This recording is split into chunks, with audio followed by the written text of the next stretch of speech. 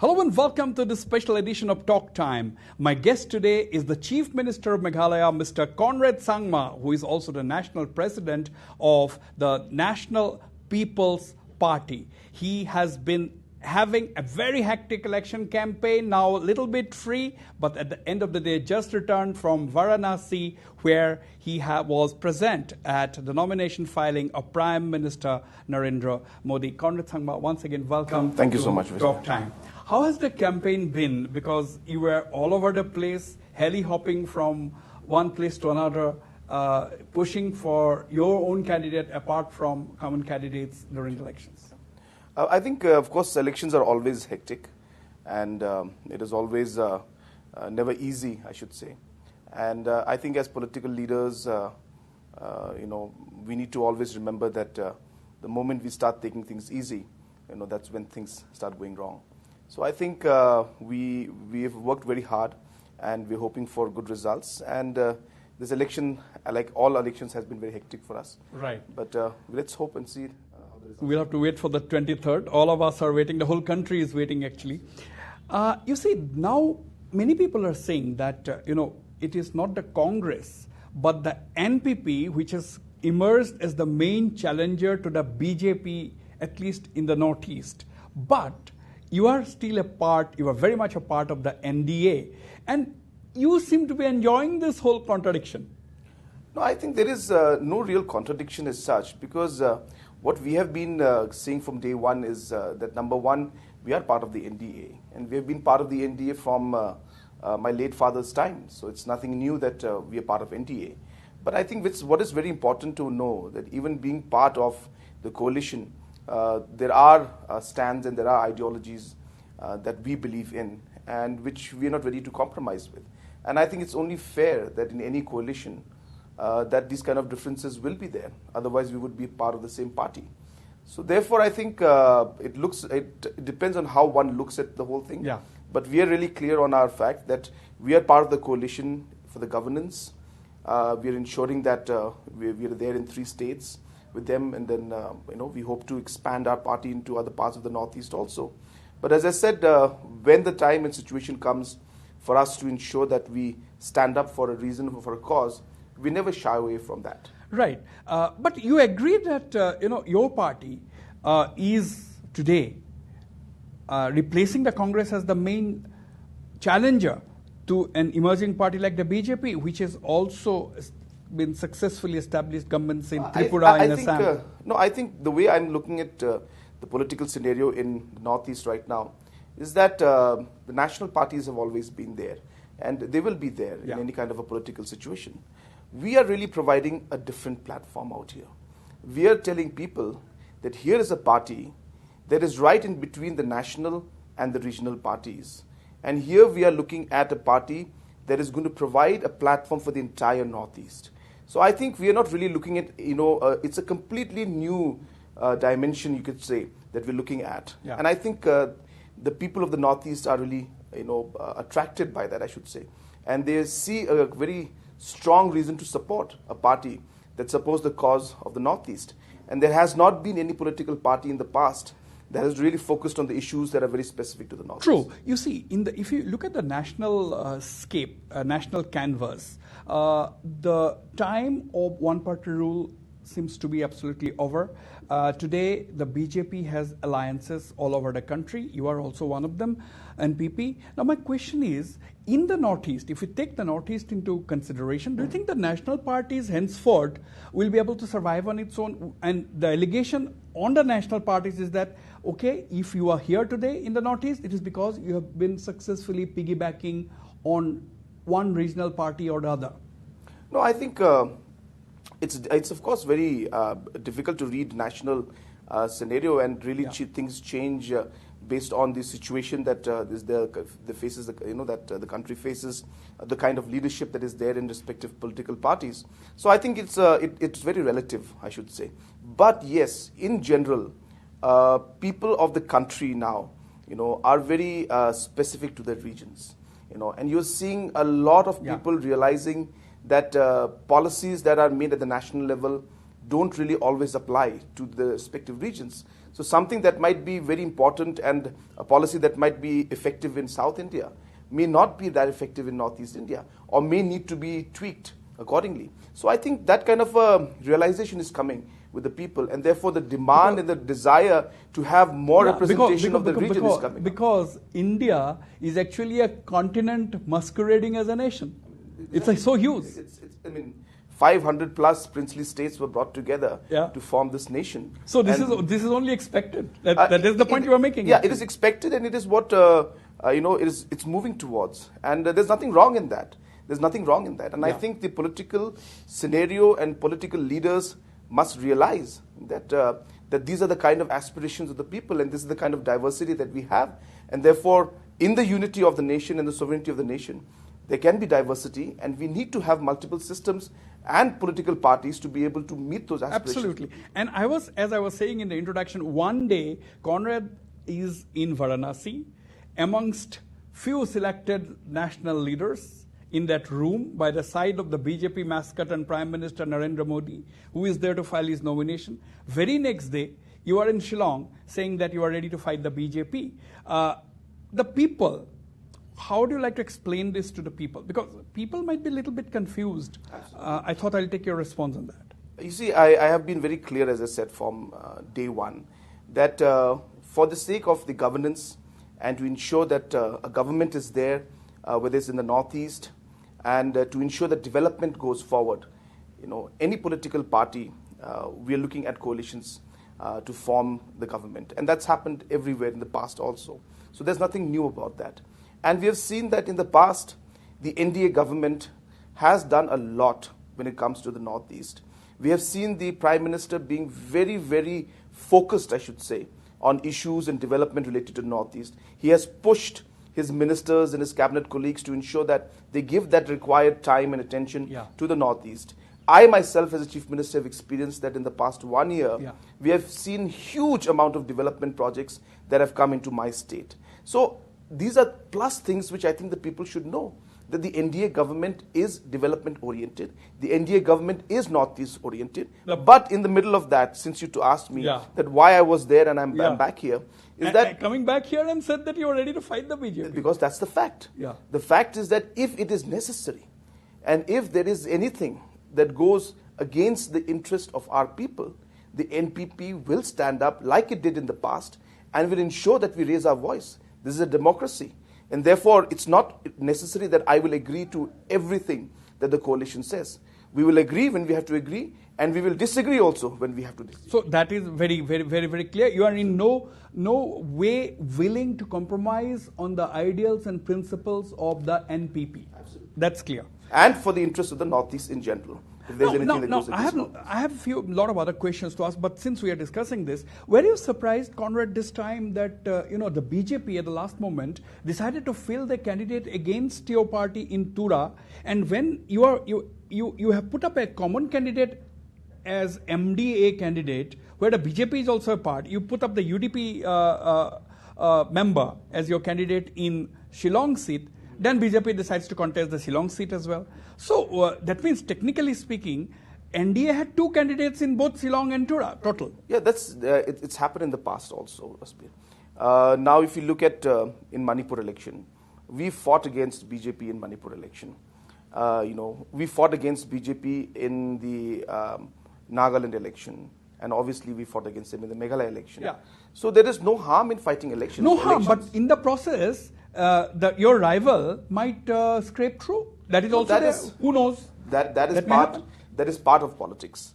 And in the whole scenario and situation, as I said, that every political party has the right to ensure that their party gains strength and they organize their party. You cannot stop it. I cannot stop UDP. No doubt. I cannot stop BJP. No doubt. You are absolutely right. There is no way anyone can contest your argument. Now, would you have been a happy man if the BJP would not have put up a candidate in Tura, for example, which has been a stronghold of, your family?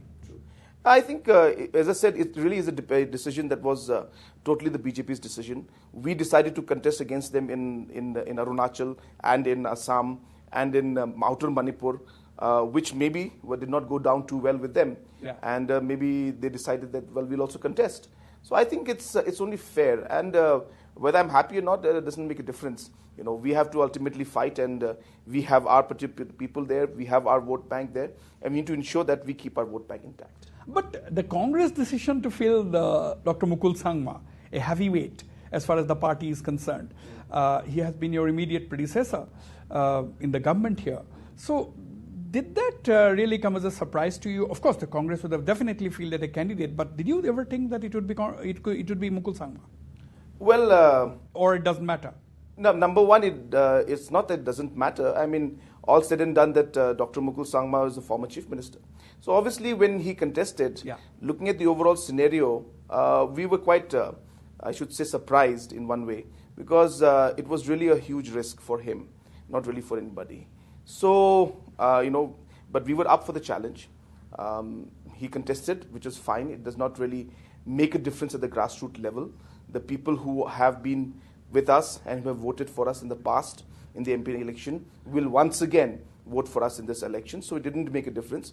But yes, it was quite surprising that that the Congress risked something like this, and Dr. Mukul himself risked something like this. Was quite surprising, I should say. But nonetheless, as I said, for us it doesn't make a difference, because the people who had voted for us in the past have continued voting for us and will and have voted for us in this election also. Now, you see, if we look at, I'm asking you certain questions because you are no longer today a state leader. You are the Chief Minister of Meghalaya, fine, but you are a pan-Northeast leader.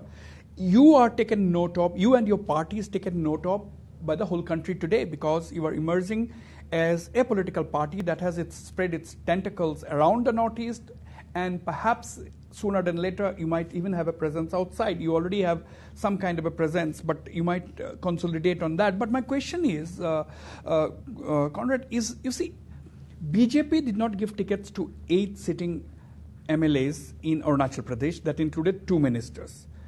Immediately, less than 24 hours, they came and joined NPP. It's fine.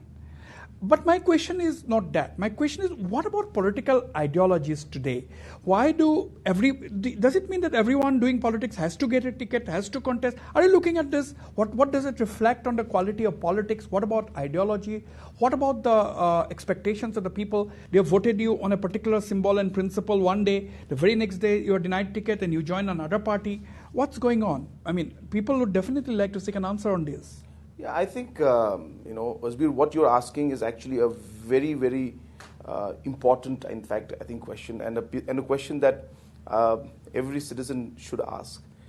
If you look at the political scenario in a lot of other developed nations, you will see that, the party ideology is based on economics and based on, what kind of policies the government stand and the party stand is.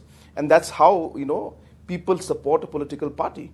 Whereas in our country, it is a lot still, very sadly, a lot to do with individual, a lot to do with some places caste, some places religion, which is quite sad, and it's true. But so that's a very strange part. So one cannot change that in a single day. It's only through maybe development aspects and through awareness and really parties sticking to their ideologies will people realize, what they are meant to.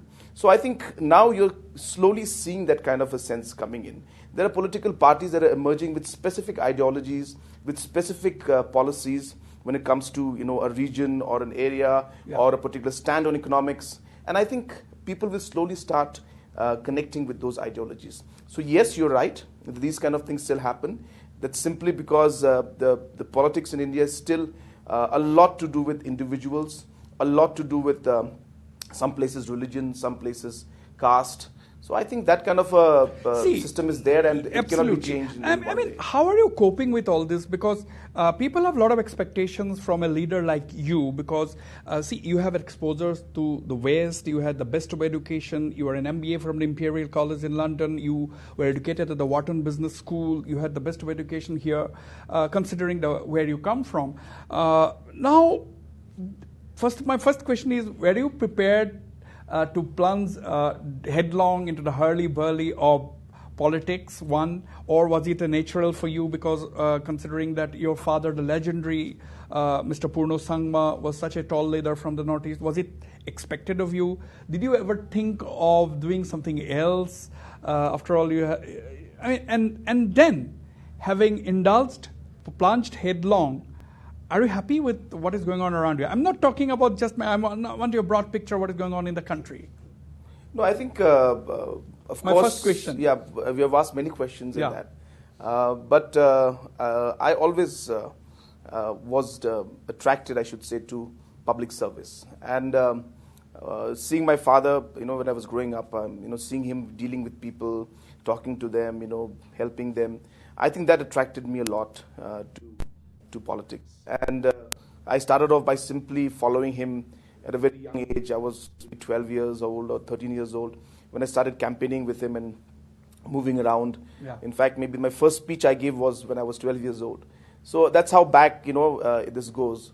But then after that, of course, once you come into hardcore, electoral politics, things are very different. And that happened in my by-election, in the first one where I lost. And so, so it has not been a very simple, easy ride, I should say, for me. I have really learned it quite the hard way, I should say. And it was a baptism by fire for me in the first election when I lost. So it's been like that. And but having come into the politics and into really, the center of all the things that are happening, especially in our state and in general the region also, really I keep telling my MLAs also and my party workers also that really we should not ever allow this kind of a situation to go into our heads. We should always remember that we are here for a purpose. We should always remember Keep the feet firmly on the ground. Absolutely. We should always remember that we are here to make a difference. And God has given us this opportunity to make a difference in people's life. Let us use every moment. But what is it that, has your MBA degree helped? Is it helping you now, looking back? My first question, then I have got a second question to that. Well, it has helped in certain ways because there is a sense of organization that comes into the whole aspect of things. Today, if you see political parties or you see politics in general, there is a lot of professionalism that is there in a lot of political parties. Elections have been corporatized. You look at it, absolutely. There is a war room, you know where to go exactly, what time, everything. So basically, from that angle, this whole situation has, my MBA degree to some extent has helped. Maybe not in the same sector, but the entire aspect of organizing and adding professional aspect, being professional on certain areas, it does help. It does help. I mean, simple things like being on time. It's an important thing. Time management. Time management is so important in life, and I think that has been a very important aspect for me in my politics also. I make sure that I am always on time for any program. So I think these are things, small things. Yeah, and how do you keep your ear to the ground? Who are the people you rely on? Is it the bureaucracy that you rely on? Is it your party people that you rely on? Because for a political leader, there'll be a lot of sycophants around you who will say that everything is absolutely great. And when the election comes, you file that this is not connected with the people. And so what do you do? What is your mantra? I think you're absolutely right. I have faced this in my elections in the past, where I have lost elections because I believed in certain people who just kept telling me that everything is okay. But I think it's not one source or one person. I think really you have to keep your ears, as you said, to the ground. You need to know and feel the pulse from every angle and every side. So accessibility is very important. I'll just give you a small example. Yeah. I have a mobile phone and a number, and I've had that number for the past 15 years now, and I have not changed that number. And I keep telling people that because I see a lot of people that change their number because there's a lot of pressure that comes in, and because they don't want to pick up the calls. So it's the same pressure for me. It's not that it's not there. I feel the pressure. But I tell people that this may be a pressure, but this most probably is one of my biggest assets. Because this number is there with almost every single person in Garo Hills. And because I'm talking about Garo Hills because that number has been there, and I've been working very aggressively in Garo Hills in the grassroots for my father earlier. So I'm connected to that number to a lot of people. So just small things like these matter a lot. So people send me messages on WhatsApp. People, these are random people. They could be some teachers. They could be some religious leaders. They could be some health workers. They could be just business people. So there is a message there for the political class, your colleagues, your counterparts all across the Northeast and even outside, that this is one way of getting direct information. I think it's good to be connected, and I think one should not look at connection with people as a pressure, because ultimately, for a politician, connecting with people is really the most important aspect, because that's when you come to see the politics also, and that's when you come to know the absolutely. I must tell you right at your face that you are absolutely media savvy, because there is a certain sometimes political leaders, several of your counterparts, they seek to insulate themselves from media. They will approach the media only when they have to say a few things. They will not allow the media to ask questions. That is there. There are any number of political leaders today. What one has realized after this long experience in journalism, and you with your political experience, is that I think that also helps, because do you think that prevents speculation from turning into reality? Because here is the Chief Minister who is himself answering that question. Even during the Shillong riots, you were there to talk when perhaps other people would have just shut the phone and not talked to the media. But you were there, you were talking to the media. Well, I think when your government was drawing a lot of flack at that time. Yeah. No, I think it is again a question of pressure, and sometimes when media comes in, media does pressure a lot. But it depends on how one looks at it and how one wants to deal with it. Some feel that maybe the media will play it in different ways, and may try to take advantage of the situation and try to catch you in a wrong foot. But again, the way I look at it, as I said, I see it as an opportunity again to connect to the people and connect to the world and let the people know the facts and issues. And I think the more you communicate, the more you connect, I think misconceptions will be cleared. Absolutely. So I think it really depends on the way one looks at it. So I look at it from the latter, which is like it's a mechanism to communicate. And some people feel that maybe the lesser you speak, the lesser mistakes will be made. So it's the way one looks at it. But as I said, for me also, I try to connect with the press as much as possible. Sometimes I can't do it as much as I would like to. That's understood. Yeah. But yes, I think it's an opportunity, and I think if there can be good understanding between the political, parties and the leaders and the media, I think it will be in the greater interest of the people and the region as a whole. And at the same time, we should be also willing to take positive criticism from the media and talk to the people who even criticize you. That is also important. Absolutely, absolutely. And I mean, I've always stressed on that. There's a lot of people in the media who criticize me, but I don't take. But it you don't blacklist them. Absolutely not. I've never done that. You'll notice that. Absolutely. On that note, we'll go for a short break, but don't go away. We'll be right back and carry on with this very, very candid conversation with the Meghalaya Chief Minister and NPP President, Mr. Conrad Sangma.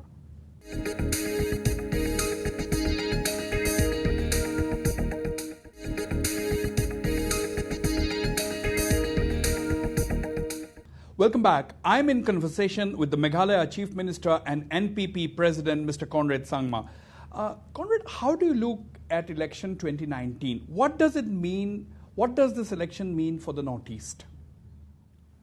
Well, I think every election is important. But I think in this particular election, after seeing the last 5 years and the way the government, the NDA government especially, has focused so much on the Northeast, and there being so many other positive policies that are there in the pipeline, I think it will be important to see a bit of continuity and stability.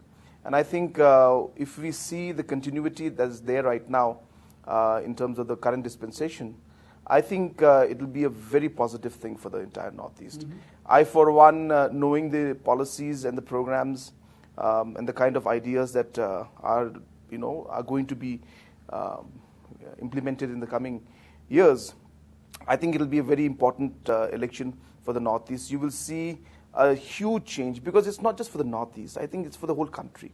The whole world is today watching this election in India.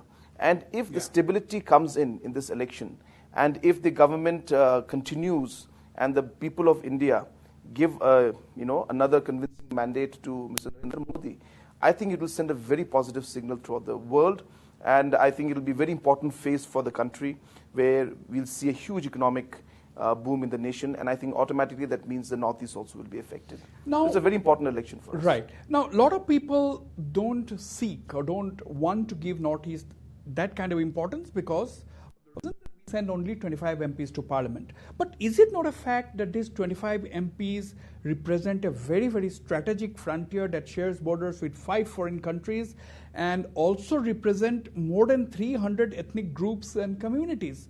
It may be 25 only, but it's representing a total of 45 million people. It is a strategic region bordering 5 countries, plus it's the voice of 300 plus ethnic groups, subgroups and communities if you take the entire Northeast together.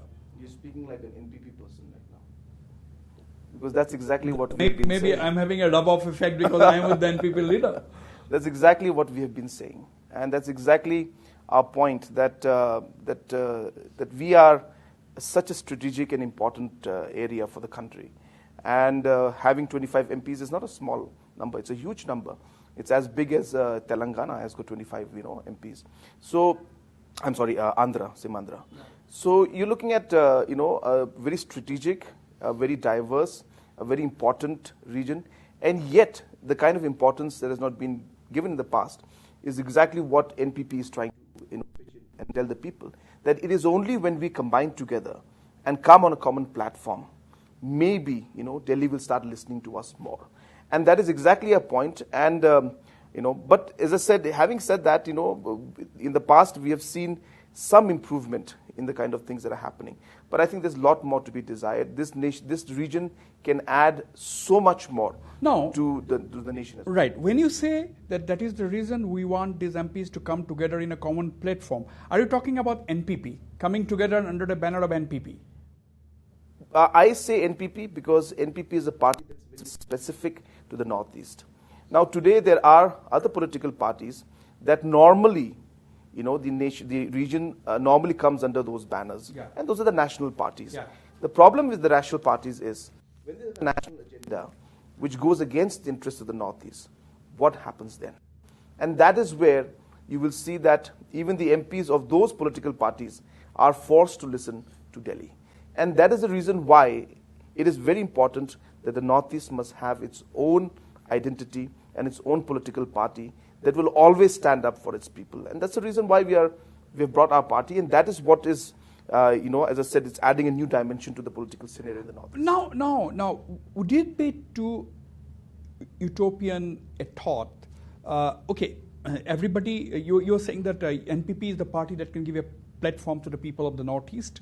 It is a pan-Northeast party already, and there's a possibility that there will be a lot of NPP MPs at some point of time who can represent a region in one voice in Parliament. My question is, would it be utopian to even think that all the 25 MPs, can they rise above party politics for once on issues concerning the Northeastern region and push these issues unitedly? Is it possible, or do you think that is not possible at all?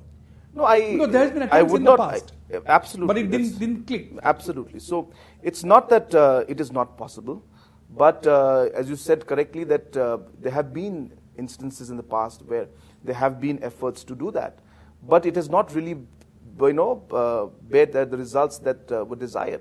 So therefore, maybe we can keep trying that, but we have seen many times that it doesn't happen. Mm-hmm. And ultimately the party leaderships, high commands, orders or directions ultimately is what they go for.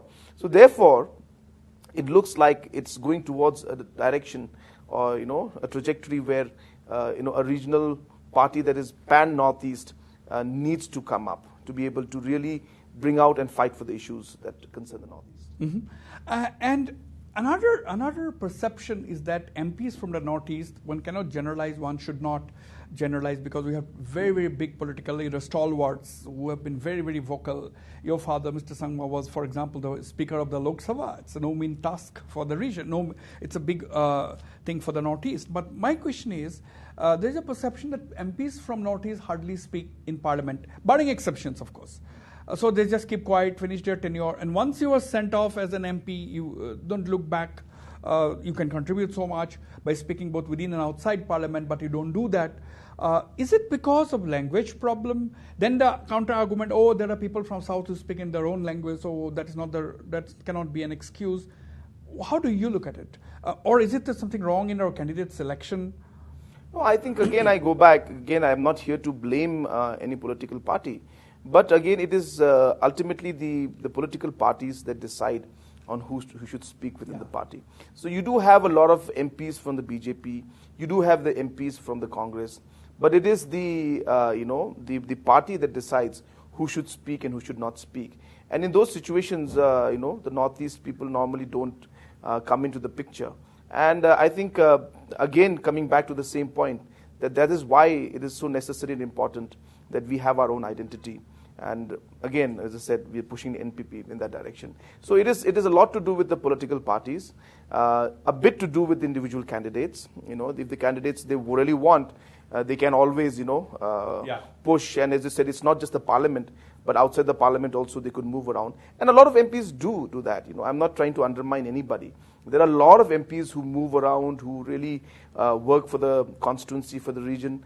And I hope that more and more of the Northeast MPs, irrespective of political parties, should come together and should always unite when it comes to the issues of the Northeast. And again, taking you to another question, another area, are you conscious of the fact that the BJP has so far not been able to send MPs from 6 of the 8 northeastern states? All their MPs have been from only Assam and Arunachal so far. So therefore, election 2019 is very critical for the BJP as well. Sure.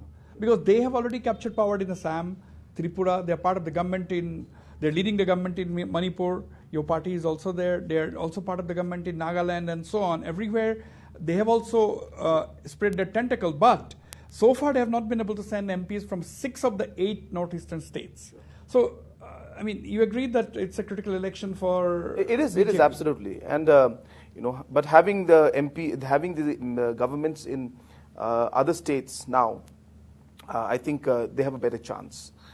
Because they have Manipur government is being run by them. The Tripura government is being run by the BJP is heading the government. Arunachal, Assam. Arunachal, as you said, already they have MP. But I'm talking about the states where they don't have MP, but they're leading the government now. So that's Manipur and Tripura. They're very well entrenched in Nagaland as well. 12 Yes, MLAs. but that's true. But leading the government, they're in these 2 states mainly. So you will see some change, I think, in that area. And maybe they will win or they will not win. That is something that I cannot predict. Right. But I think the people's support overall and the cadres working out there, I'm sure they will see a bit of change out there. But let's see. It really depends on the people, how they vote. Now, talking about your state, coming a little bit about Meghalaya. Now, 2 to 3 things have, hogged the limelight ever since you came to power. One was, of course, the shifting of the Harijan colony, that the Shillong saw a massive disturbances over that.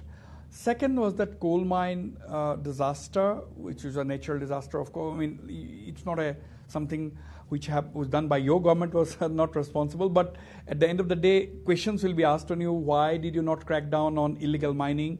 Why are you today planning or coming up with this idea of resuming coal mining? And the third, I'll request you to answer one by one. But third is the question of massive traffic jam. Now, in a hill station like Shillong, if people are not sure when you're going to reach, then that becomes a huge deterrent for people to come. Now, number one is, what is the latest? Because the city saw massive disturbances over the Harijan colony, and at that point of time, your government said that we are making efforts to shift it out of that place. Yeah, those all the 3 things which you have mentioned.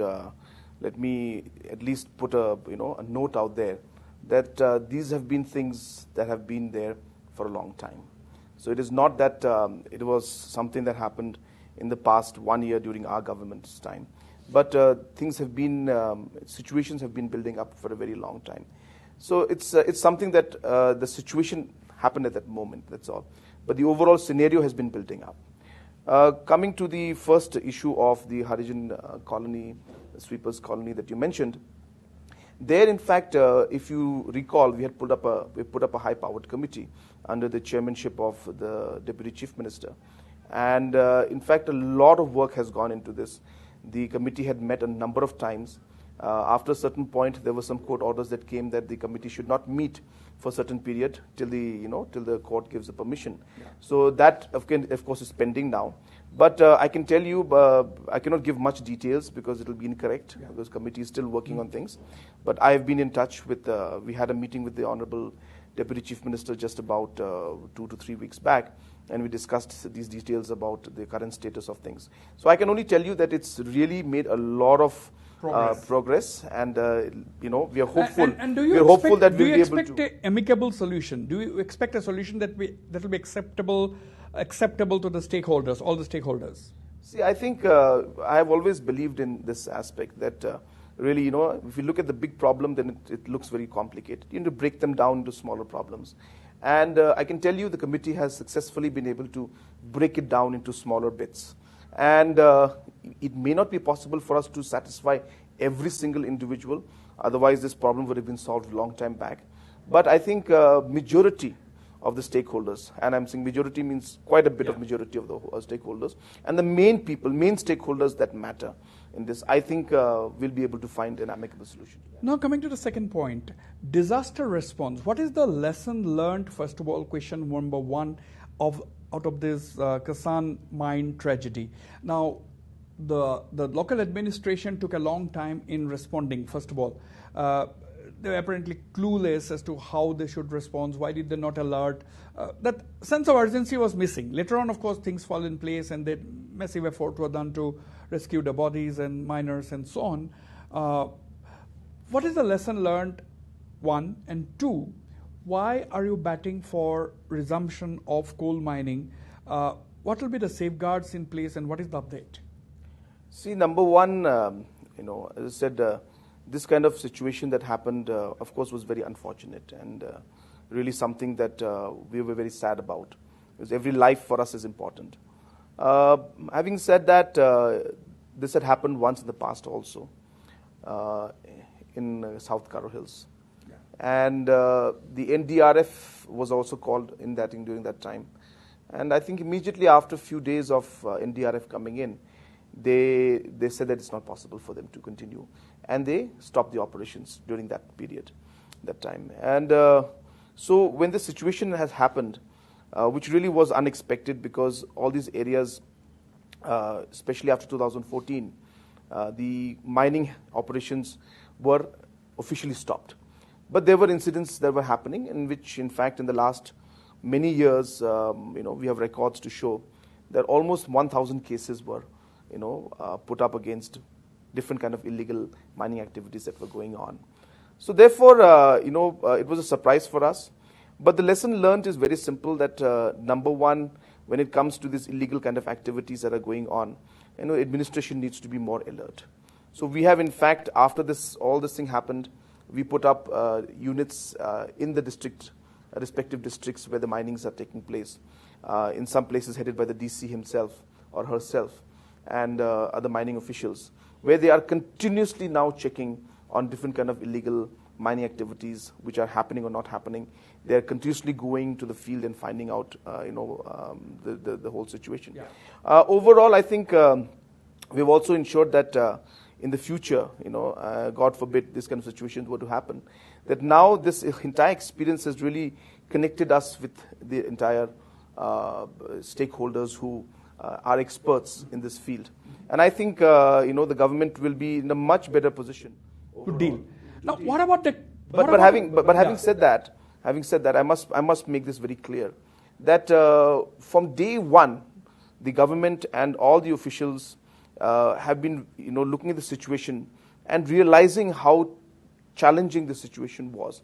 It was a very tough situation. As you said correctly, that the administration also tried its best, but the task was so huge that they were not able to, kind of mobilize at the level that it was required. But the argument is that these kind of things would not have happened had there been a crackdown on illegal mining activities. Absolutely, you're right. And that's the reason why, in fact, in the last many years, not just last year maybe a few hundred cases, before that also, there have been a lot of cases of lot of illegal activities that have been stopped. A lot of cases where, in fact, illegal mining was taking place and cases were put up. As I said, almost 1,000 cases have been put up. See, the reason, Wasbir, we must realize is that people have been living and livelihood of lakhs and lakhs of people have been dependent on the mining. It's not just now. It's from pre-independence time. From British time, the local miners out here have been, mining and taking out the coal and selling it. And that's how the livelihood has been going. So for government or for anybody or any agency to just simply come in and say that we're going to stop your livelihood, it does have a huge economic impact. And so it's impossible sometimes for us to say that the people, that you stop, your livelihood. So therefore, even if you put all the, possible mechanisms in place, people will find ways and means to do things. And we will crack down on it. It doesn't mean we'll allow it. But I'm just telling you that it is sometimes impossible to stop lakhs and lakhs of people. The buck has to stop somewhere. New beginning has to be made. There has to be some turning point to change things around. Now, is your government really thinking of an alternative mode of livelihood, or what is it that you must be thinking right now? How to deal with this issue? Yes, livelihood is one argument, but the other argument is that why don't the government think about alternative livelihood for these people? So let me answer both these questions. There are two issues out here. Number one, since you asked me the question earlier, is that, what is the government planning to do about this, and why are we stressing on opening up the mining? So we are stressing on opening up the mining because, as I said, we feel that the livelihood has to be, given back to the people. Do you have a figure? Can I just complete? Yeah, please. Yeah. So that's number one.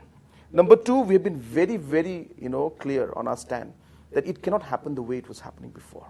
You see. So therefore, what we are saying is let's bring the thing to a middle point where we allow the mining, but with the required safety norms, like it happens in the rest of the world, and the environmental norms, like it happens in the rest of the world. So there can be a meeting point where we put the rules in place, but at the same time allow the livelihood to be there. So that is one part. Why we are stressing on it is exactly for the livelihood of the people, but with the conditions of mining, safety, and the environment. So there's no compromise on that. That's number one. Number two, you see, we as a political party, in fact, even before the ban on mining took place, our late leader, Mr. P. Sangma, used to always say and tell the people of the coal areas that right now you're dependent on coal, but this coal is going to finish one day. What are you going to do then? By the time the coal finishes, maybe the human resource and the area will not be ready for any other kind of economic activity. The people will not be ready for any kind of economic activity. So therefore, it is very important that an alternative must be thought of. So this idea has been there from day one, which has been prescribed, I should say, by our leader, late P.S. Sangma. And therefore, in the last 1 year, during our government, we have been, in fact, trying to look at the strengths of these regions and trying to build them up. Just to give an example, Jaintia Hills is where the maximum coal is. And Jaintia Hills also happens to be the area that produces one of the best turmerics in the world.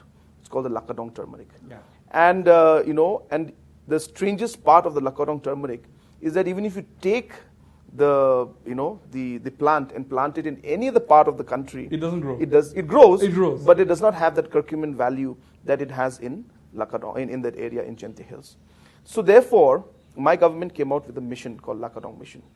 And we have decided to fivefold increase the production of Lakadong, and at the same time ensure that we got pharmaceutical companies to come in from outside who would then produce and add value and extract the Is it oils. happening on the ground? It's happening on the ground. Pharmaceutical companies are coming? Yes, absolutely. They're coming in, and we have contacted one company from Hyderabad. I don't want to give the details right now because we're still working on that. Yeah. But they've already come, they've already assessed the whole thing. Already work is started in it. The production is already going up. So therefore, this is just one example to show you that we are working exactly on what you just mentioned, that we need to create an alternative economic, but it cannot happen in one day. It takes a bit of time. So therefore, the way we should see it is that we need to maybe bring down the activity in other areas which are damaging. You might have a genuine interest, you might be extremely genuine, and I have no reason to doubt that. But what about the powerful, wealthy coal lobby? Are they going to, how easy or difficult it's going to handle them? No, as I said, you see, that's what I was just going to say that we cannot stop the coal mining completely, and we should not also. It's an economic activity that has been going on for long, but we need to ensure that the safety measures are there for the people and for the environment. It should be modern mining activities. Yeah, it should be modern mining. It should be something that's safe for the environment and for the people. Are you in touch with the Coal India Limited? Can I complete? You're not allowing me to complete my replies. Yeah. So once this economic activity in the coal is there, let it continue. But we need to create a parallel alternative for people. And once people themselves see the parallel alternative and realize that this parallel alternative is much safer, is giving us good returns, and it's something that is, that we can see is going to be sustainable forever, I think people will start shifting to that.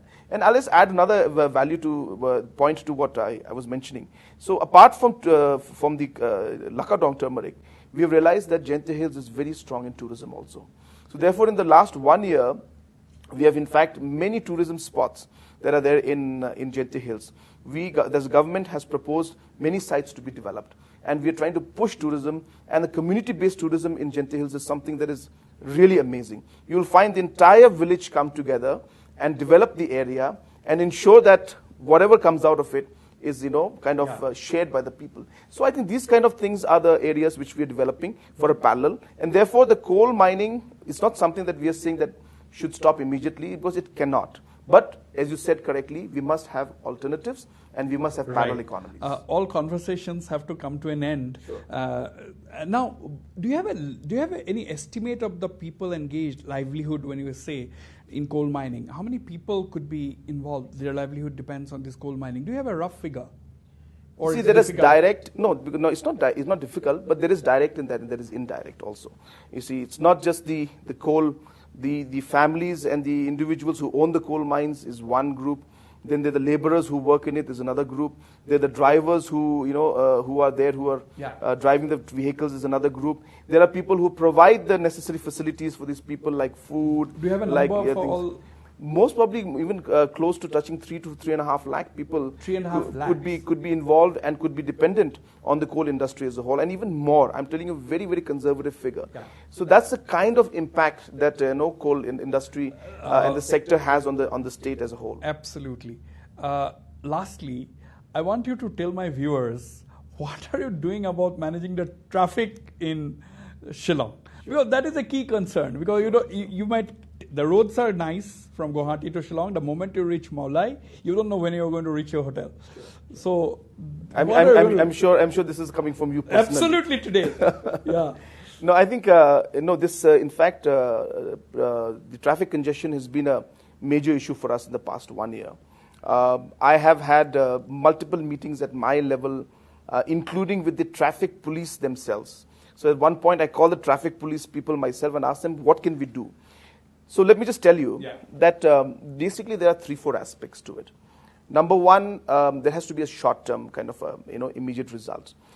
For that, we are ensuring that traffic rules that are there, must be implemented very, very strictly. Yeah. So in fact, there has been a bit of change also in the police, officials out here, and the new SP who's taken over here. I was very clear, saying that I want to ensure that, number one, the traffic rules of cars randomly stopping, randomly parking, breaking traffic rules. You're not planning to put a bar on people taking out their cars or giving earmarking selected dates? I think those will be slightly extreme at this point in time. Mm-hmm. Though, of course, I agree with you that maybe extreme measures are required. I think situation. And what about a flyover from the Meghalaya directly to the city? No, again, so let me just tell you the short-term things. So in the short term, we are trying to ensure that these kind of traffic rules, like stopping in random places, the buses going to routes that they're not meant to go to. You see, this kind of basic management overall is a first step that we need to take. We need to ensure that illegal parkings that are done are properly handled. I'll just tell you, sometimes people say we are happy to pay 500 rupees as fine, because at least we're finding a place to park. So these kind of things are there. So we need to make sure that those are implemented more aggressively. Maybe rates have to be increased. So we're looking at those aspects. We had in fact put up a small group to look into that and find out what would be the rates to go up. Absolutely. But let me finish off about the other infrastructure. Yeah. So in the medium term and long term, we need to ensure that the bypasses, the roads that come up. So what you're saying about a flyover, it's not a flyover, but the Shillong Meghalaya bypass, which is just next to the ISBT before you touch the Moyong, the Yeah. Maula area, there is a bypass that is going to connect straight from there, going straight to Nehu. So this will be a road that will, kind of decongest the Shillong, that road that you're talking about. So that road most probably, I think, will be operational in the next 2 months' time. Oh, next 2 months. Yes, Okay. yeah, it's ready now. In fact, it had stopped. The work had stopped. When we took over, we started the work again. We changed the contractor, everything, and now the work is almost complete. And the Shillong, the Maulai bypass should be through. So that's just one of the aspects. There are other aspects also which we're trying to look at, where we want people to walk more in Shillong. So I'm really looking at ensuring that we create more walkways for people. We are trying to work towards ensuring that there are more parking spaces that come up, so that people can park the vehicles and then they can walk to the desired destination, because Shillong is not that huge. You can still walk around.